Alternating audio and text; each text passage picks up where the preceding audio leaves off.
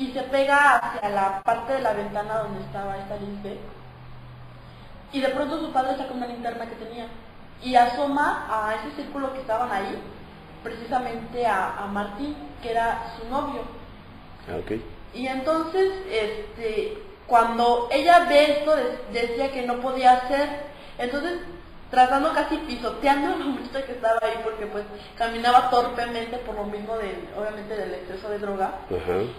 Se veía y entonces Martín tartamudeaba y decía, no se le entendía. Cosas incoherentes. Y aparte después decía, te necesito.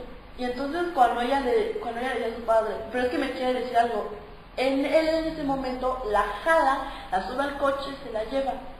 Y en ese momento todo un silencio del transcurso de esas cuadras hasta su casa, y comenzaba a decirle, si te hice entender esto es para que yo realmente las cosas, te lo digo es por tu bien, y qué bueno que te lo dije antes de que subiera algo. Y ella entre sí empezaba a reflexionar mucho, ¿Cómo? Se encerró en su cuarto. ¿Cuántos años crees que tenía Isabel? Ella Digo, tenía Lisbeth. 17 años. Porque hasta en el libro, bueno, ahorita lo voy a comentar. Entonces, cuando se queda ella en lo que es su cuarto, comienza a decirlo, pero es que yo ni siquiera lo amaba, pero es que yo ni siquiera sentía, no lo conocía, pero me entregué a él. Y entonces sonó el teléfono y era el papá de Martín, y le decía que lo necesitaba, ¿no? Que era su ayuda. Y fue ahí cuando su papá tocaba la puerta, pero ella no quería abrir, ella estaba muy mal, estaba destrozada. Entonces estaba decepcionada de conocer la realidad de Martín.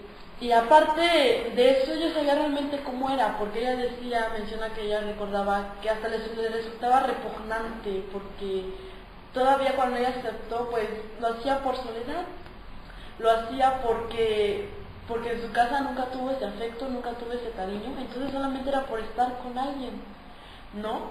Y ella comienza a decir que solamente veía cómo mataba a los pájaros o cómo aventaba piedras a los coches, y ella pues no tenía ningún interés por él. Y cuando su padre en eso va tocando la puerta, ella dice, déjenme en paz, quiero estar sola, que no es bien que es estar sola. Y comienza a sentir así un gran vacío, porque la palabra soledad era algo que le marcaba mucho, ¿no? Y entonces precisamente lo que se refiere a sentimientos humanos, temor, miedo, soledad, y es lo que más se enfoca esto. Y cuando esto sucede, llegan lo que son ella dice, estoy embarazada.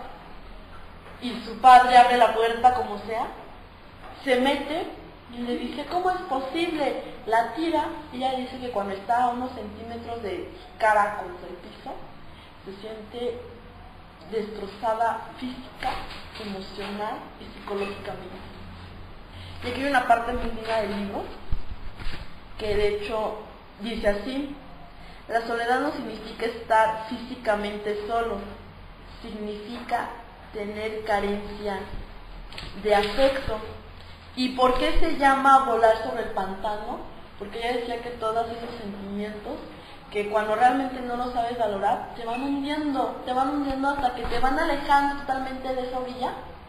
Y es un fango, porque sientes asco, porque sientes frustración, pero no encuentras la manera de cómo salir de ahí. Y cuando ella pasa, esto es más adelante también, menciona que es como un pajarito que vive ahí y que por supervivencia comienza a alimentarse de las lombrices que hay en el pantano, pero a él le desagrada todo eso. Lo que se encuentra a su alrededor. Y lo tiene que hacer precisamente por eso, por supervivencia. Y entonces son varios aspectos, y en eso van leyendo la carta de su hermana Alma. ¿De Lisbeth o de Said? De Said, ok.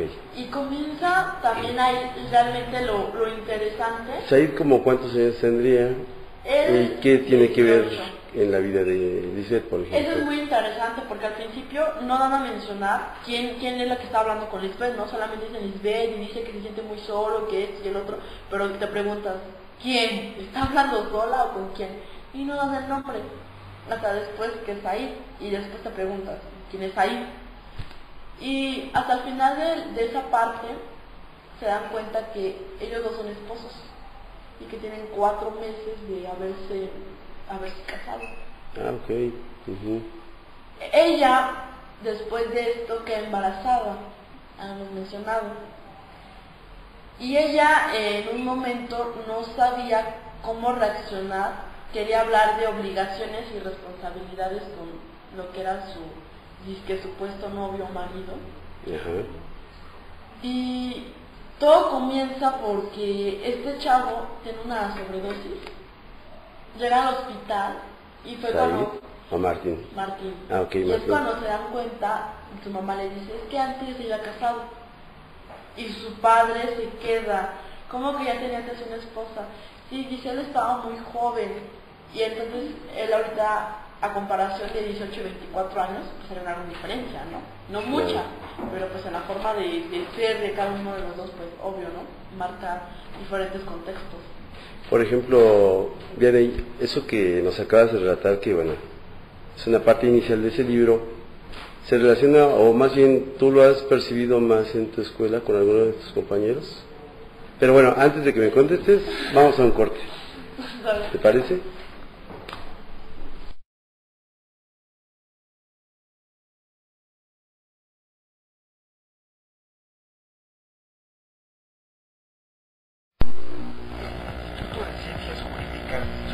E invita a la licenciatura en Contaduría, licenciatura en Derecho. Con horarios flexibles, profesores especializados, preparación de calidad, opciones de titulación, educación integral en planes semestrales y actualización constante de contenido. Servimos a través de la competitividad académica y nos apoyamos en nuestra capacidad de innovación, logrando en nuestros alumnos un verdadero espíritu humanista y de función social, desarrollando la inteligencia y la capacidad clara. Un abogado colegiado es un abogado calificado. Pregunta por nuestras becas, hasta de un 50% de descuento. Estudios con reconocimiento oficial de la FED. Visítanos en Avenida Baja California, número 157, Colonia Roma Sur, Delegación Cuauhtémoc, código postal 06760, en la Ciudad de México o contáctanos en www.insiges.com.mx o a los teléfonos 5564 8373 y 5564 8661 o escríbenos a nuestro mail insiges@yahoo.com.mx. Para los retos de hoy, una educación integral. Te esperamos. 23 años de experiencia nos respaldan.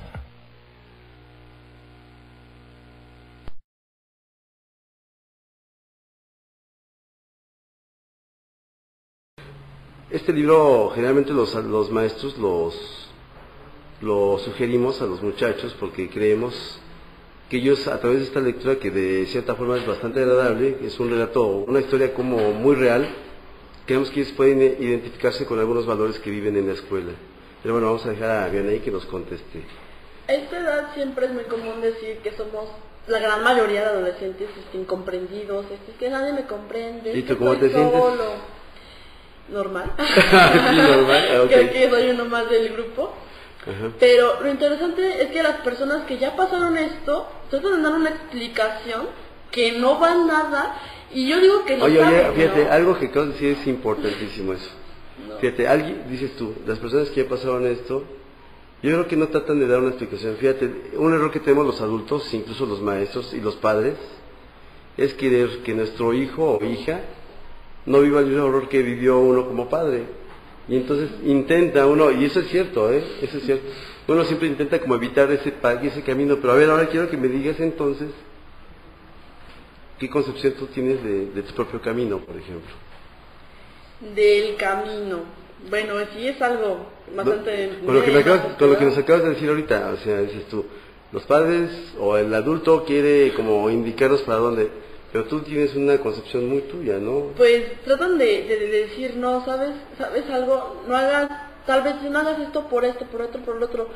Pero la mayoría de los padres nuevamente siempre como que desentienden esa área, ¿no? Y las personas que ya pasaron y que luego a veces escriben libros y luego para ayudar y todo, tienen idea o centralizada, pero es más como para reflexionar, porque en sí nadie puede ayudar a una persona a realmente ser o querer ser realmente lo que quiere, porque nadie te puede obligar, ¿sabes qué? Vas a hacer esto, pues lo vas a hacer porque así debe de ser, ¿no? Okay. Y entonces debe de haber tanto, si una persona, llámese profesor,